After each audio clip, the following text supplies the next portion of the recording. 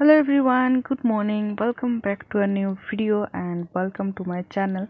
আশা করছি সকলে খুব ভালো আছেন, সুস্থ আছেন। আজকে আবারও নতুন একটা ভিডিও নিয়ে চলে আসলাম। এটা ছিল আমার এই বছর প্রথম আম খাওয়ার দিনের ভিডিও।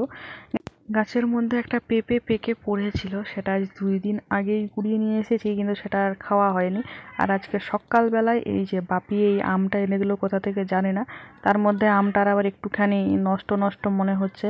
তো যাই হোক, আজকে এই আম পাকা আর পেঁপে পাকা, সেই সঙ্গে চিঁড়ে নেব আর দুধ দুধ চিনি চিঁড়ে আম পাকা দিয়ে আজকে জমিয়ে সকালের খাবারটা খাবো। আমটা মোটামুটি মিষ্টিই আছে, তবে খুব বেশি মিষ্টি নয়, একটুখানি টক মিষ্টি ভাব রয়েছে আর কি। সকালবেলা খাওয়া দাওয়া করার পর একটুখানি বসেছিলাম, তারপর চলে এসেছি এই বাড়ির দিকে সবজি তুলতে। আজ আমাদের বাড়ির থেকে কি কি সবজি বেরায় আপনাদের দেখায়। এই বেগুন গাছগুলোতে তো বেগুনে ভর্তি হয়ে আছে, কিন্তু গাছে পাতা নেই। আসলে এই পাতাগুলো আমাদের মুরগিতে খেয়ে ফেলেছে। তবে এই গাছগুলোর মনে হয় এই শেষ বেগুন ধরা, কারণ গাছে আর পাতা নেই। পাতা না থাকলে তো ফুল আসবে না, আর ফুল না থাকলে বেগুন ফুল না আসলে বেগুন হবেই বা কী করে। গাছগুলো অনেক পুরনো হয়ে গেছে, তবে মা বলছে যে যদি একটুখানি বৃষ্টি পড়ে, যেহেতু এখন বৃষ্টি পড়েছে, এই বৃষ্টির জলে আবার নতুন পাতা গজাবে, আবারও ফুল দিয়ে আবারও ধরবে। মা বলছে এমন অনেক সময় হয়েছে গাছ প্রায় মরো মরো অবস্থা, কিন্তু বৃষ্টির জলে আবার সেইগুলো হয়ে গেছে, তার গাছগুলো হয়ে গেছে, সেখান থেকে আবার ফলও ধরছে। ওইদিকে বেগুন চারা, আর এইদিকে যে ঝুড়ি ঢাকা দেওয়া আছে এখানে লঙ্কা চারা ফেলা হয়েছে, এগুলো চাষ হবে। আর এইদিকে দেখুন, এখানে রয়েছে আমাদের একটা করলা গাছ, আর বিশাল ঝোপ হয়েছে গাছে, সেই সঙ্গে বড় বড় সাইজের করলা, প্রচুর করলা ধরে আছে। যদি করলা তোলা হয়, পুরো গাছের করলা যদি তোলা হয়, তাহলে মোটামুটি একদিনে 3-4 কেজি করলা, 3-4 কেজি নয়, একটু বেশি বলে ফেললাম, 1.5-2 কেজি তো বেরাবেই। প্রচুর পরিমাণে করলা ধরে আছে, সব বড় বড় সাইজ, দেখছেন তো পুরো ঝুলছে। তো এই করলাও তুলবো কিছু পরিমাণে, হ্যাঁ খুব বেশি পরিমাণ তুলবো না, ঘরে যতটা প্রয়োজন ততটাই তুলবো, বাদ বাকিগুলো থাকবে। প্রত্যেক দিন করলা তোলা হয়, আর প্রত্যেক দিন এখন করলা খাওয়া হচ্ছে আমাদের ঘরে। এখানে আসার পর প্রত্যেক দিন করলা ভাজা, এখানে ভাজাটাই বেশি খাওয়া হয়। এমনিতে তো আমার করলা চচ্চড়ি, সেদ্ধ, ভাজা সবই ভালো লাগে খেতে। অনেকেরই করলা পছন্দ নয়, কিন্তু আমার বেশ ভালো লাগে।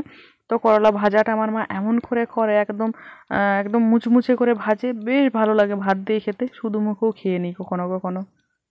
আর এই যে কয়েকদিন আগে আপনাদের দেখিয়েছিলাম কলার ফুল এসেছে, সেই ফুলের থেকে কলা তো হয়ে গেছে, এবার ওই ফুলটা কেটে নিয়ে আসা হয়েছে। আজকে কলা ফুলও রান্না হবে। তো এখন আমি কলা ফুলটা পরিষ্কার করব। কলা ফুলটা আমি তো কাটতে পারিনি, অনেক উঁচু গাছটা। বাপিকে বলেছিলাম, বাপি সকাল সকাল কেটে এনে রেখেছে। ওইদিকে কয়েকটা আম পাকাও রয়েছে।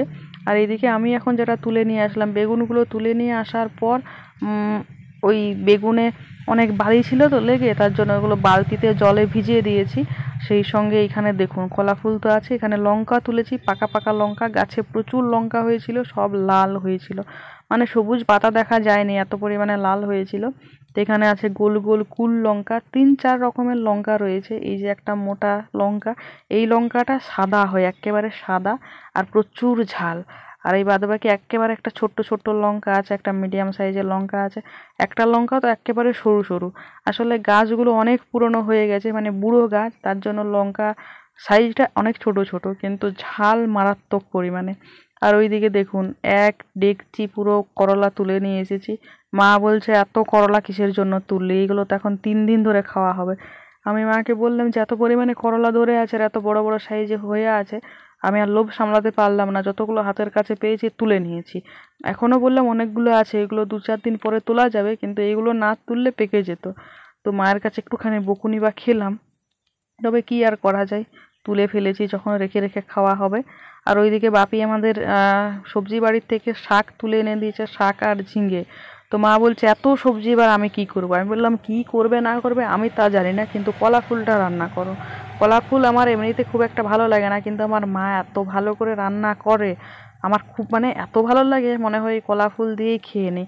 কিন্তু এমনিতে আমার শ্বশুর বাড়িতে রান্না হয় কলা ফুল, খুব একটা আমার ভালো লাগে না, খুব একটা কি একেবারেই ভালো লাগে না, আমি খাইয়েই না বলতে গেলে। কিন্তু এখানে কলা ফুল আমার মা এত সুন্দর করে রান্না করে, বুটের ডাল দিয়ে করে, বেশ ভালো লাগে। মা চাইছিল যে চিংড়ি মাছ দিয়ে রান্না করবে, কিন্তু চিংড়ি মাছ আজকে বাজারে নেই। এখানের বাজারে সব দিন সব মাছ পাওয়া যায় না, তো চিংড়ি মাছ পাওয়া যায়নি, তাই মা বললো ঠিক আছে বুটের ডাল দিয়ে রান্না করবো। আর বুটের ডাল দিয়ে রান্না করতে এত ভালো হয়েছিল, আমি তো দুবেলা খেয়েছি, প্রচুর পরিমাণে খেয়েছি। তো তারপরে একদিন পাশের বাড়ির বৌদি, এটা অন্য দিনের ভিডিও মানে জুড়ে দিয়েছি এর সাথে, পাশের বাড়ির বৌদির ছিল অ্যানিভার্সারি। তো জানতাম না সকাল থেকে, যাই হোক বৌদি ভাইপোকে দিয়ে এই যে এক টিফিন পুরো বিরিয়ানি পাঠিয়েছে। বিরিয়ানিটা বৌদি নিচে হাতে বানিয়েছে, আর একদম প্রপার বিরিয়ানি।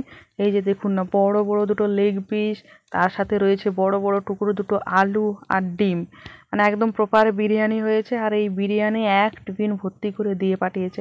মানে দুপুরবেলা খেতে বসবো, মা এইদিকে ভাত টাত মানে রেডি করছে, সব বেড়ে দিচ্ছে, তখন ভাইপো এসে দিয়ে গেল। বললো যে, আমি বললাম কি আছে, বলছে খুলে দেখো এর ভেতরে কি আছে। তো আমি খুলে দেখলাম, ভাইপো তো দিয়ে চলে গেল, দেখে তো দেখছি বিরিয়ানি। আর এদিকে আমাদের বাড়িতে আজকে আবার মাংস রান্না হয়েছে। মানে এই দিন আমাদের বাড়িতেও প্রচুর রান্না হয়েছিল, সেই সঙ্গে আবার বৌদি দিয়ে পাঠিয়েছে বিরিয়ানি। তো এবার কোনটা ছেড়ে কোনটা খাই, হ্যাঁ মানে একদম আমি কনফিউজ হয়ে গেছি। এবার মা বলছে তুই ভাতও খা বিরিয়ানিও খা।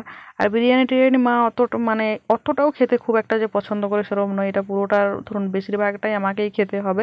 এবার এই বিরিয়ানি খেয়ে আর এদিকে মা আমাকে শাসাচ্ছে যে ভাতও খেতে হবে, কারণ আজকে ভাতের সাথে রান্না হয়েছে দেখুন, এখানে হয়েছে মাংস, একেবারে কষা কষা করে মাংসটা রান্না করা হয়েছে।